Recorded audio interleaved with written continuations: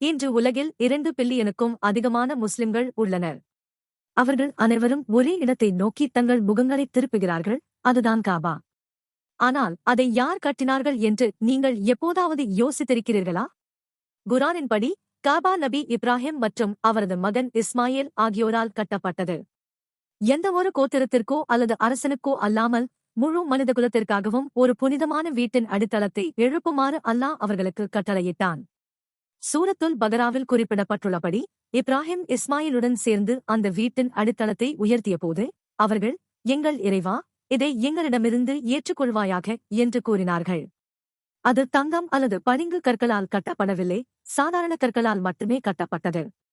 ஆனால் அது பூமியில் மிகவும் மதிக்கப்படும் கட்டிடமாக மாறியது. ஆனால் இஸ்லாமிய மரபு இதைவிட இன்னும் மேலாகச் செல்கிறது. சில அறிஞர்கள் அசல் காபா முதல் மனிதரான நபி ஆதம் அவர்களால் முதலில் கட்டப்பட்டது என்று கூறுகிறார்கள். காபாவின் தளம் பூமியில் முதல் வழிபாட்டு தலமாக இருந்தது என்று அவர்கள் கூறுகிறார்கள்.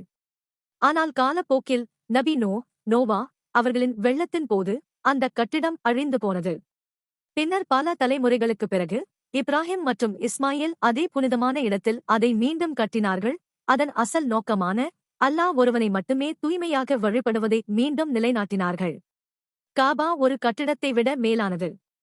அதுதான் கிப்லா, ஒவ்வொரு தொழுகையிலும் முஸ்லிம்கள் முகம் நோக்கும் திசை. காபா முழு உம்மத்தையும் ஒன்றிணைக்கிறது. உங்கள் மொழி, நிறம் அல்லது தேசியம் எதுவாக இருந்தாலும் நாம் அனைவரும் ஒரே கடவுளான அல்லாஹ்வுக்கு முன்னால் தலைவணங்குகிறோம் என்பதை இது காட்டுகிறது.